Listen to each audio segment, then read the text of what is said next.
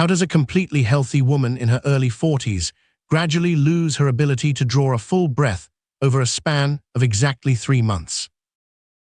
The physical decline was slow and steady, turning a daily routine of evening walks and managing a busy household into a state of unbroken exhaustion.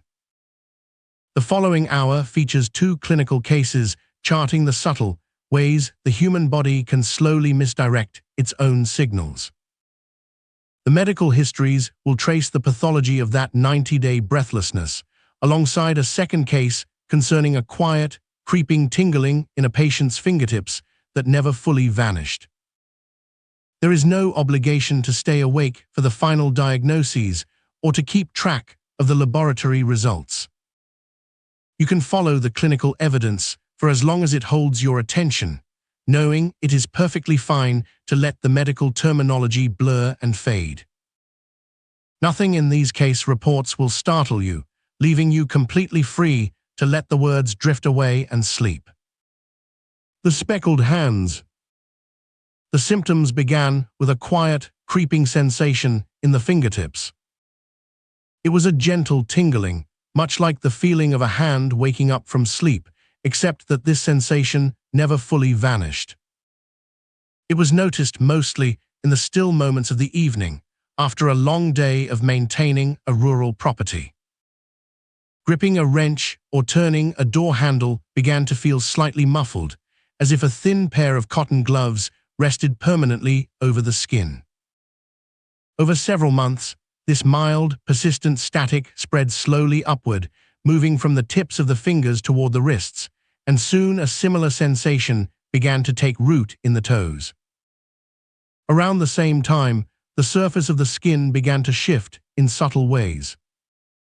The palms of the hands and the soles of the feet grew unusually thick and rough. It was easy to attribute this thickening to the everyday physical labor of country living, the friction of repairing fences and tending to a sprawling yard. But the roughness was accompanied by a peculiar change in color on other parts of the body. Scattered across the chest and the back, small patches of darker and lighter skin appeared. They formed a distinct pattern, looking very much like raindrops falling onto dusty ground. It was a fine speckling of deep brown spots mixed with small, pale areas where the natural pigment seemed to have simply washed away. The spots were painless and they did not itch, but they were stubbornly persistent. When these slow, steady changes finally prompted a visit to the local clinic, the examination proceeded methodically. The physician noted the decreased sensation in the hands and the feet. To measure this, the doctor used a small, flexible piece of nylon wire, pressing it gently against various points on the skin until it bent. This simple test checks the function of the fine nerve endings at the very surface of the body. The patient could barely feel the wire bending against the tips of the fingers and the pads of the toes. The thickened skin on the palms and soles was carefully documented in the chart, along with the speckled raindrop pattern on the torso. The initial conclusion drawn from this visit was entirely reasonable, built upon the most common patterns seen every day in primary care. The patient was in late middle age and had a history of borderline blood sugar levels. The creeping numbness was therefore diagnosed as early diabetic neuropathy. When blood sugar remains high over a long period, it can slowly damage the delicate, thread-like blood vessels that supply blood to the farthest nerve endings. Without a steady supply of oxygen and nutrients, these microscopic nerve fibers begin to misfire and eventually stop sending signals altogether. The longest nerves in the body, those reaching all the way down to the toes and out to the fingertips, are almost always the first to suffer this kind of wear and tear. The skin changes were viewed through a similar lens of ordinary wear and aging. The thick, rough palms were seen as simple calluses, a natural adaptation to a lifetime of working with the hands. The speckled torso was categorized as a stubborn case of eczema or an age-related shifting of skin pigment, perhaps worsened by years of working outdoors. Treatment was prescribed based on this logical framework. The focus was placed on managing the blood sugar levels through dietary changes, while heavy moisturizing creams were recommended for the rough skin. Nearly a year passed under this treatment plan. The blood sugar numbers improved beautifully, settling back into a normal range.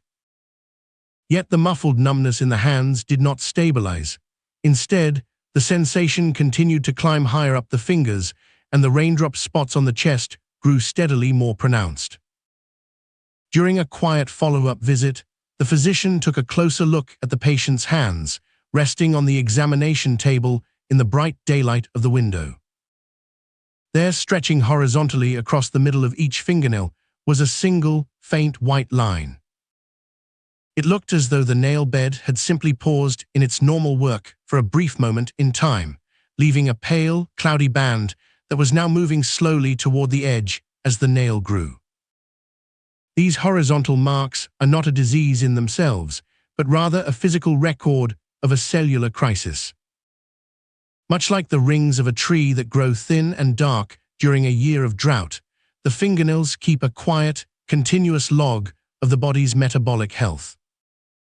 When a person is well, the specialized cells hidden just beneath the cuticle divide and mature at a steady, uninterrupted pace. They manufacture keratin, a tough, translucent protein, packing it tightly into the smooth plate that slowly slides over the nail bed. But if the body undergoes a sudden, severe physiological stress, that delicate manufacturing process stutters. The cells briefly produce a flawed, opaque form of keratin before recovering. The result is a white band that becomes visible weeks later, moving steadily outward with the growth of the nail. Seeing these bands, the physician realized that the patient's symptoms were not a slow, chronic decline caused by fluctuating blood sugar. Something else was actively interfering with the fundamental operations of the patient's cells. To understand what was happening to the hands and the skin, it is necessary to look closely at the microscopic architecture of the nervous system, and specifically at how a nerve cell sustains its own life. The sensation in our fingertips is gathered by the peripheral nerves. We often think of nerves as being like simple electrical wires, but they are living structures. A single nerve cell, or neuron, that reports the feeling of a cool breeze on a fingertip has a highly unusual shape. Its main body, which contains the nucleus and the cellular machinery, sits all the way up near the spinal cord. From this cell body, a long, incredibly thin cable called an axon extends all the way down the arm, past the elbow, through the wrist, and into the very tip of the finger. If the main body of the nerve cell were the size of a tennis ball, its axon would be a hollow tube stretching for more than half a mile. Because the tip of the nerve is so far away from its center of operations, it cannot survive on its own. It relies on a constant, unbroken supply of nutrients, proteins, and structural components shipped down the length of the arm. Inside the axon is a bustling microscopic highway made of parallel tracks. Along these tracks, tiny motor proteins act as cellular couriers. They bind to packages of essential supplies and physically walk them, step by step, down the length of the nerve to the waiting fingertips. This journey takes time, and it requires an immense, continuous supply of energy. Every single step taken by a motor protein burns a molecule of fuel. The body's universal fuel is a molecule called ATP. It acts like a tiny, rechargeable battery, carrying stored energy to wherever it is needed. ATP is manufactured inside the mitochondria, which are small, membrane-bound power plants floating inside almost every cell. The process of making ATP is elegant, slow, and meticulously ordered. When we eat food, it is eventually broken down into simple sugars. These sugars are sent into the mitochondria, where they are fed through a complex assembly line of enzymes. One of the most critical stations on this cellular assembly line is a massive cluster of proteins that acts like a mechanical gateway. For energy production to continue, a half-processed sugar molecule must be passed through this gateway. The gateway accomplishes this using a flexible, swinging molecular arm. At the very end of this swinging arm are two atoms of sulfur, which function exactly like a pair of tongs. The sulfur tongs grab the fuel, swing it across the protein cluster, attach a necessary component, and release it down the line so the factory can ultimately press out fresh, usable ATP. For the patient in the rural home, this elegant machinery was being quietly dismantled by an unseen element in the well water. The water from the tap looked clear and tasted cold and fresh, but it carried dissolved, invisible traces of a heavy, naturally occurring element drawn from the deep bedrock. When this element is swallowed in small amounts every day, it absorbs easily through the digestive tract and slips into the bloodstream. Chemically, it is a master of disguise. Its atomic structure is remarkably similar to essential minerals the body uses every day, such as phosphorus. Because of this similarity, the body's defenses do not recognize it as a threat, allowing it free passage deep into the tissues. Once inside the cells, this heavy element demonstrates a powerful chemical attraction to sulfur. As it floods into the nerve cells and enters the mitochondria, it drifts toward the cellular assembly line. When it encounters the swinging molecular arm with its two sulfur atoms, it binds tightly to them. It wedges itself between the sulfur tongs, snapping them shut and locking them in place. The swinging arm is paralyzed. The half-processed fuel cannot be moved, the gateway becomes blocked, and the entire assembly line grinds to a halt. Without this functioning pathway, the nerve cell's power plant can no longer produce meaningful amounts of ATP. The cellular batteries are drained, and the sweeping consequences unfold out in the far reaches of the axon. Down in the hands, the tiny motor proteins that walk supplies along the cellular highway run out of fuel. They stop in their tracks. The packages of essential nutrients never reach the nerve endings in the fingertips. Starved of the materials they need to maintain their sensitive outer membranes, the nerve endings begin to wither and retreat. The longest nerves in the body, which require the most energy to maintain, are always the first to fail. As the sensory endings in the fingers degrade, their electrical signals back to the brain become frayed and chaotic, eventually falling silent entirely. The brain interprets this loss of crisp signal as a dull, muffled tingling, a creeping numbness that slowly marches higher up the hands as the nerve fiber continues to starve and die back toward the wrist. This same cellular interference was responsible for the strange, rough patches and the speckled coloring on the patient's skin. The heavy element's deep affinity for sulfur means that it naturally accumulates wherever sulfur is plentiful. Keratin, the structural protein that makes up the outer layers of human skin, is incredibly rich in sulfur bonds. As the element circulated in the blood, it became permanently trapped in the skin cells as they migrated toward the surface. The presence of the contaminant irritated the skin's normal growth cycles. The cells in the palms began to divide too rapidly, piling up defensive layers of tough, thick keratin in a condition known as hyperkeratosis. This created the rough, persistent calluses that no amount of moisturizing cream could soften. Deeper in the skin layers of the torso, the element interfered with the melanocytes, the specialized cells responsible for producing pigment. Distressed and operating without sufficient energy, these cells began to behave erratically. Some halted pigment production entirely, leaving pale patches, while others went into overdrive, depositing heavy clumps of melanin.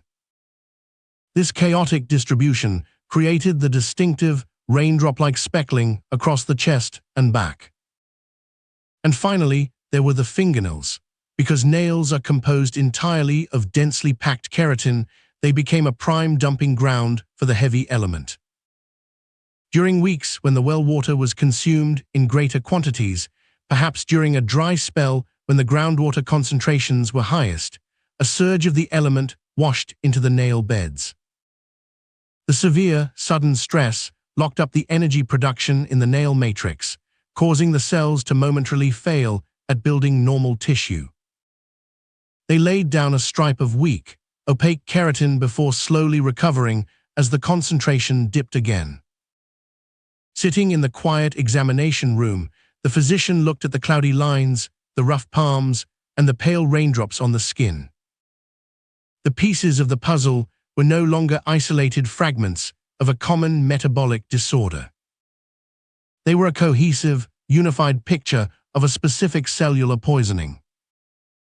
The damage was not originating from the patient's diet or age, but from the surrounding landscape. The search for a diagnosis moved out of the medical textbooks on diabetes and shifted toward the slow, quiet flow of the water beneath the earth. The specific pattern before the physician, the clouded bands on the nails, the thickened skin of the palms, the raindrop pigmentation, and the creeping neuropathy pointed clearly away from a routine metabolic disorder. It was the classic clinical signature of chronic arsenic toxicity. To confirm this theory, the patient was asked to complete a specialized heavy metal screening. Because the body processes and clears environmental toxins at varying rates throughout the day and night, a single momentary sample is rarely enough to capture the full picture. Instead, the patient collected every drop of urine over a full 24-hour period.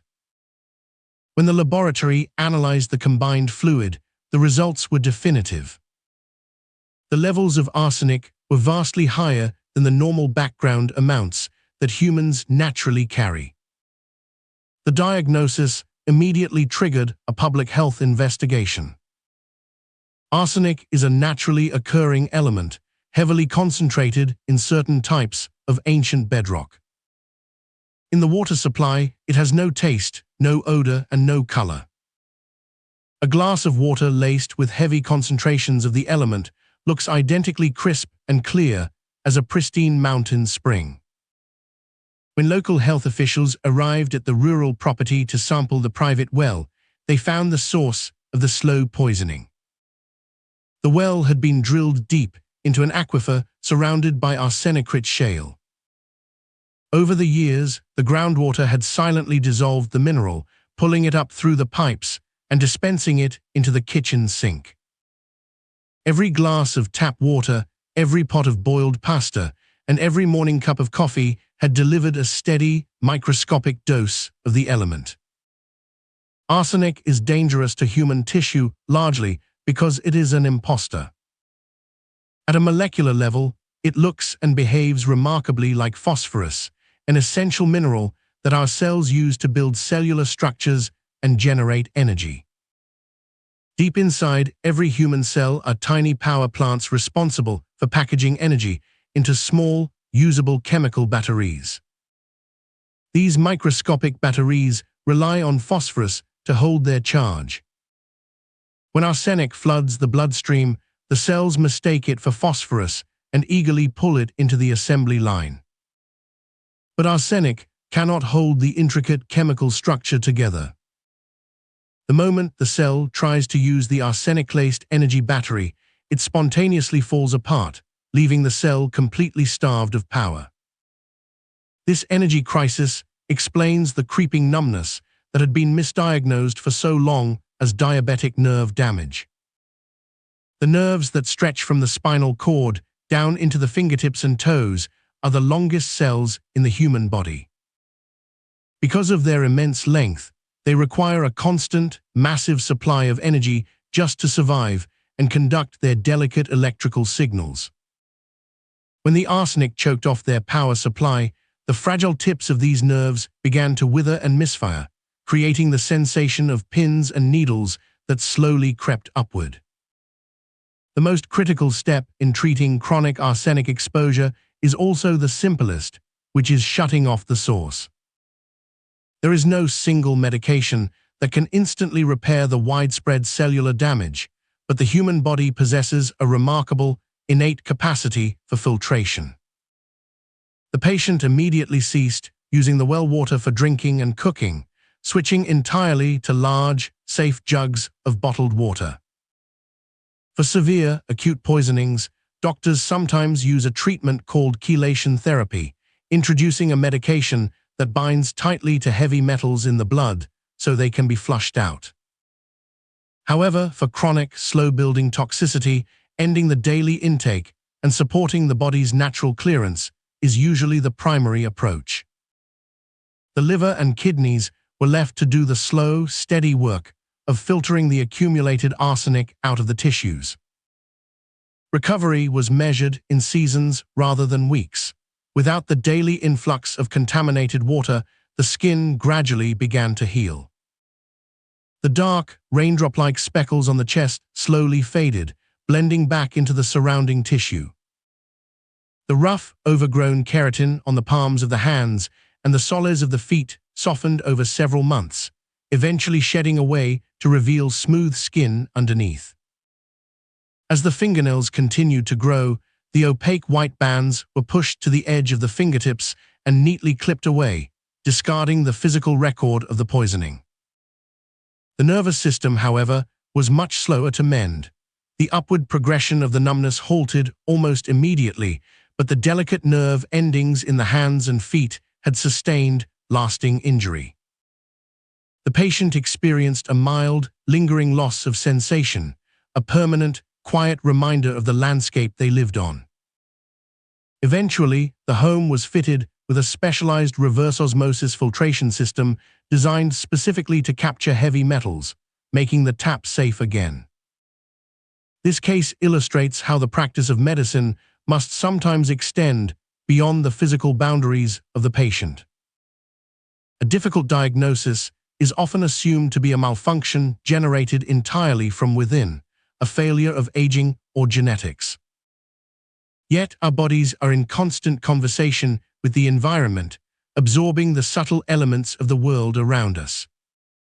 Finding the truth often requires looking at the person not just as an isolated set of symptoms, but as a living creature deeply tethered to their surroundings, where the earth and the water become part of the blood and the bone.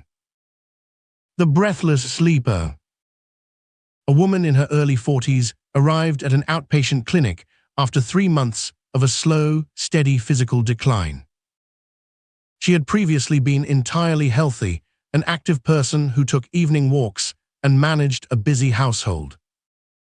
Her symptoms began in late autumn as a simple feeling of fatigue, accompanied by a dry, persistent cough.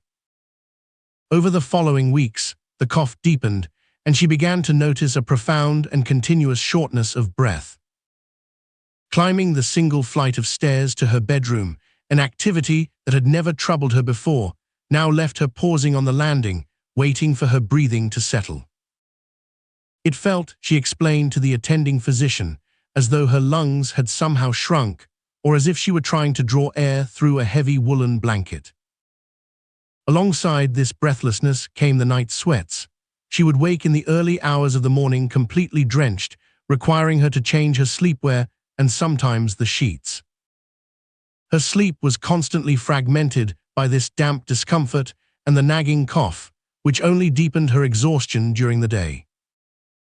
By the time she sat in the examination room, the physical toll was highly visible. She had lost nearly 15 pounds without making any changes to her diet, her body consuming its own reserves just to fuel the effort of breathing. During the physical examination, she appeared visibly tired, sitting with her shoulders slightly hunched forward to give her lungs more room to expand. Her breathing was rapid and shallow. The physician placed a pulse oximeter on her index finger, a small clip that uses light to measure the percentage of oxygen carried in the red blood cells. A typical reading for a healthy adult is 96% or higher. Her oxygen saturation hovered at 88% while resting. When she was asked to walk slowly down the corridor and back, the number dropped even further. Her heart rate was notably elevated, beating faster to compensate for the lack of oxygen circulating through her system. When the doctor placed a stethoscope against her back and asked her to breathe deeply, the sounds echoing from her chest were abnormal. Instead of the clear, hollow rush of air moving smoothly through open channels, there was a chorus of high-pitched squeaks. Beneath that, at the very base of her lungs, the doctor heard fine crackles, a sound resembling the noise of Velcro being gently pulled apart. Given this presentation, the medical team arrived at a sensible and well-established first conclusion. They suspected a combination of severe, adult-onset asthma, likely complicated by an underlying lung infection. Asthma is a condition where the airways, the branching network of tubes that carry air deep into the lungs, become inflamed and overly sensitive. When irritated, the muscles wrapping around these tubes tighten, narrowing the passage. This creates the high-pitched wheezing sound as air is forced through a restricted space. Her shortness of breath and the squeaking sounds in her chest aligned neatly with this mechanism. Furthermore, the presence of severe night sweats and significant weight loss strongly suggested an infectious element. Tuberculosis, a chronic bacterial infection that settles in the lung tissue, is historically known for causing precisely this triad of symptoms: chronic cough, night sweats, and unexplained weight loss. Even a severe, persistent form of atypical pneumonia could account for the ongoing inflammation and the body's accelerated calorie burn.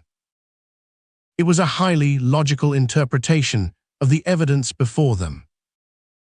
Based on this reasoning, she was prescribed a robust course of inhaled bronchodilators to relax the airway muscles, oral steroids to reduce the suspected asthma inflammation, and antibiotics to clear any hidden infection. The treatment plan was standard and comprehensive, yet a careful review of her initial imaging studies revealed a quiet inconsistency.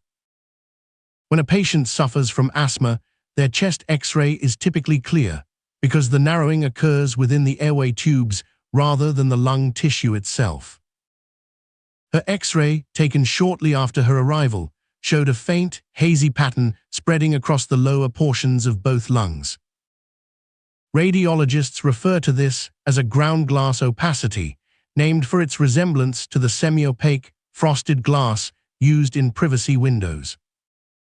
It was a subtle shadow, indicating that the architecture of the tiny, spongy air sacs themselves had been altered.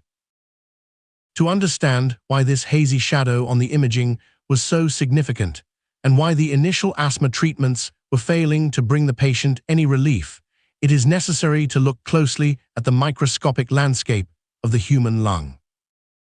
The medical team realized her struggle for air was not a matter of restricted plumbing. The larger tubes leading into her lungs were perfectly open. The crisis was unfolding at the very end of the line, in the delicate deep tissue architecture where the actual work of breathing takes place. When a person takes a quiet breath, the air travels down the windpipe, which divides into two main branches, one for each lung.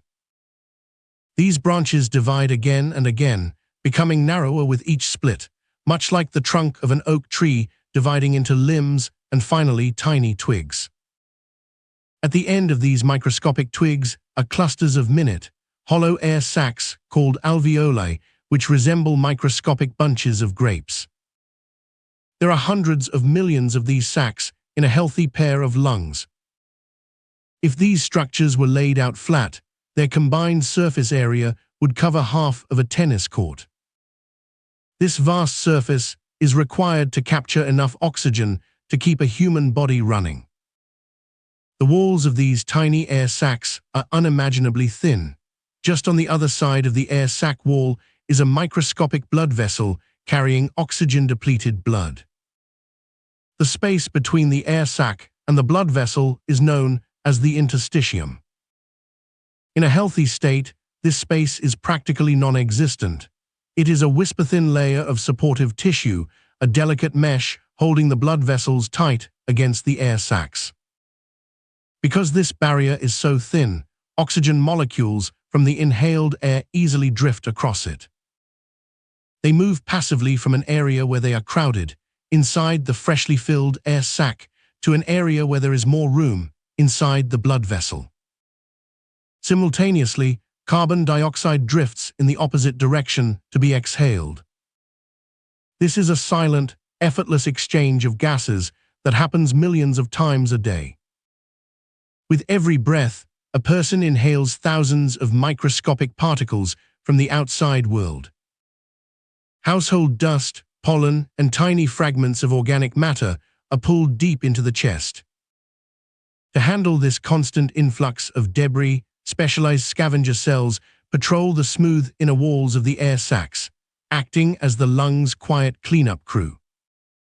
When these cells encounter a speck of harmless organic material, they simply envelop and digest it.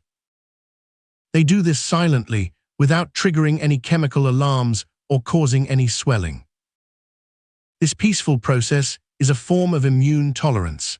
The body recognizes that the outside world is full of harmless debris and handles the daily cleanup without mounting a defensive war. In the case of this patient, that peaceful tolerance had been broken. She was breathing in a specific, microscopic protein from her environment. Ordinarily, this protein would be entirely harmless, swept away without consequence. But for reasons that are not entirely understood, her immune system had decided that this specific protein was a severe threat. Her body developed a profound, localized sensitivity to it. Instead of quietly removing the particles, her patrolling immune cells began sounding a massive chemical alarm, signaling that a dangerous invader was present. In response, the body sent thousands of white blood cells rushing to the deep tissue of the lungs to fight an enemy that did not actually exist. These reinforcement cells flooded into that delicate, whisper-thin space between the air sacs and the blood vessels, the interstitium.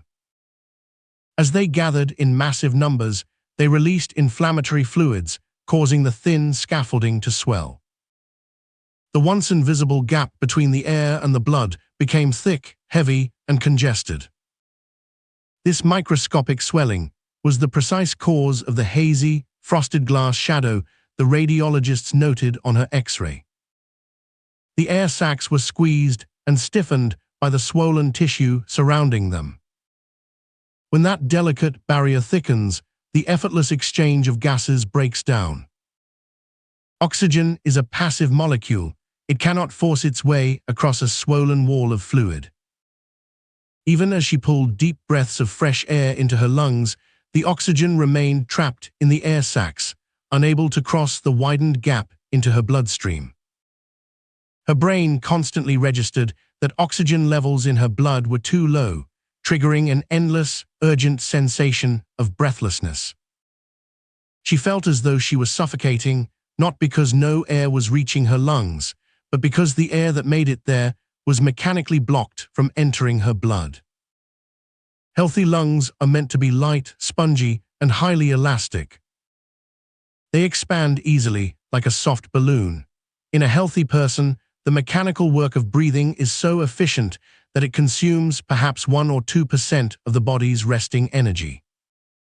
But as the supportive tissue swelled with inflammation, her lungs became stiff and heavy. Expanding them required a tremendous amount of physical force. Without realizing it, the muscles in her chest, neck, and shoulders were working overtime, straining with every single inhalation just to pull the rigid lungs open. This continuous, grueling physical exertion explained one of her most concerning symptoms. Breathing had transformed into a heavy, uninterrupted cardiovascular workout.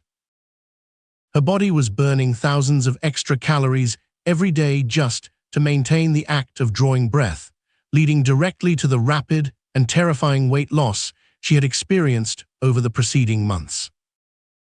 The severe night sweats were also a direct consequence of this hidden internal battle. The chemical alarms released by her confused immune cells did not remain localized. They circulated throughout her entire bloodstream. These are the same inflammatory chemicals that cause a fever during a bout of the flu. They travel to the hypothalamus, the part of the brain acting as the body's internal thermostat, and reset it to a higher temperature. At night, as her body attempted to regulate its temperature against the constant flood of inflammatory signals, she broke out in a heavy, drenching sweat, a hallmark of a systemic immune system working in overdrive. Understanding this deep tissue mechanism made it entirely clear why her initial treatments had provided no relief. She had been given strong inhaled medications designed for asthma, which work by relaxing the muscular bands that wrap around the larger breathing tubes. But her breathing tubes had never been narrowed. The air was flowing down to the end of the line without any obstruction. The medications simply drifted down into her lungs and found perfectly open tubes, rendering it useless against the swelling in the deep interstitial tissue. Similarly, the antibiotics she received were designed to hunt down and destroy living bacteria. But there was no bacterial infection in her lungs. The invader causing her illness was just a harmless fragment of organic matter that she was repeatedly encountering somewhere in her daily life. The antibiotics circulated through her system with nothing to attack. The oral steroids were the only medication that had any potential to help, as they broadly suppressed the immune system and reduced tissue swelling. However, because the doctors believed they were treating severe asthma, the dose was calibrated for an asthma flare-up. This was far too low to quiet the raging, deep tissue inflammation consuming her tiny air sacs.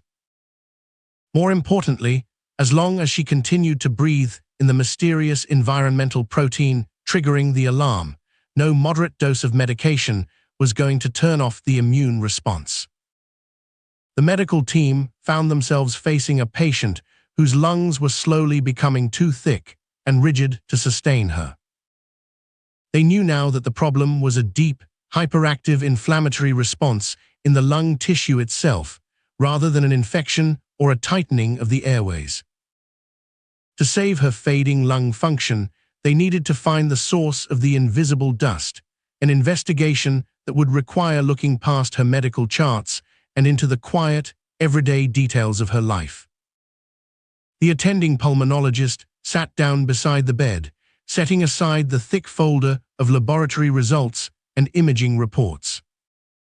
They began to take a comprehensive environmental history, conducting a meticulous inventory of everything the patient inhaled during a typical week. The doctor asked about the standard culprits first. They asked if there were any visible signs of mold or water damage in her home, or if she worked near industrial chemicals. They asked if she spent time around farming equipment, or if she used a hot tub, which can sometimes harbor specific aerosolized bacteria. The patient answered no to all of these. The questioning then moved to animals. She had no pets, and certainly no pet birds, which are a well-known trigger for respiratory conditions. The doctor pressed gently on the subject of her home, asking if anything at all had changed in the months leading up to her first symptoms. The patient thought about the timeline. It had been autumn when she first started feeling unwell. Just before the cold weather set in, she had decided to upgrade her bedroom for the winter.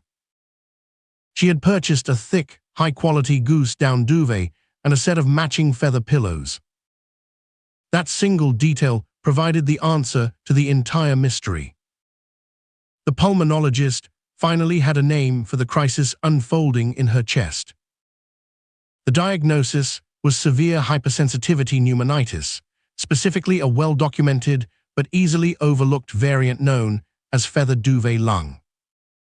Hypersensitivity pneumonitis is essentially a profound allergic reaction that occurs deep within the lung tissue, rather than in the nasal passages or the upper airways. The condition is triggered by inhaling microscopic organic particles. In this case, the trigger was the fine, invisible dust of avian proteins settling from the down feathers inside her new bedding. Every night, as she slept wrapped in the heavy duvet, her face resting against the feather pillows, she was inhaling a steady, concentrated stream of these proteins for 8 hours at a time. To her body, this harmless organic dust appeared as a relentless invasion. The immune system mounted a ferocious defense. Unlike asthma, which causes the muscular tubes of the airways to spasm and narrow, this reaction happened at the very end of the respiratory line. The lungs are structured much like an upside-down tree, with the main trunk splitting into smaller and smaller branches. At the tips of the smallest branches are tiny, delicate air sacs, resembling microscopic bunches of grapes. These sacs are where oxygen passes through a membrane as thin as a soap bubble to enter the bloodstream. The bird proteins settled directly into these fragile sacs. The immune system responded by flooding the area with white blood cells, causing the walls of the air sacs to become heavily inflamed. This swelling thickened the delicate membranes, acting like a dense blanket that prevented oxygen from reaching her blood. This was why she felt constantly breathless, no matter how deeply she inhaled. The systemic symptoms that had so alarmed her previous doctors were also explained by this process. The immune system requires a tremendous amount of energy to sustain a massive inflammatory response. Her body was essentially running a marathon every day just to keep the alarm bells ringing, burning through calories and causing her rapid, severe weight loss. The profound night sweats were a simple byproduct of this continuous, high-grade immune activation. Treatment began immediately, and the most important intervention did not come from the hospital pharmacy.